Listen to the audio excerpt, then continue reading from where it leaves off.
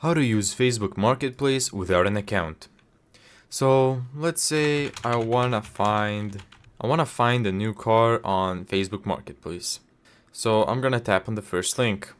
However, as you can see, it's asking me to log in, but I don't want to log in. So we're gonna right click, go to inspect. Let's just hover around the buttons, click on it, and then on your keyboard press delete, the del button. This button is for the entire screen, we're gonna remove that. This button is for the entire screen, we're gonna remove that. This one too, and there you go. So now you can browse Facebook Marketplace freely. However, now you can't scroll, so... Okay, so now you can scroll. Now, this even works if you set the price to like minimum 2K, maximum 10. Let's press enter. And as you can see, there are no cars over 10K now.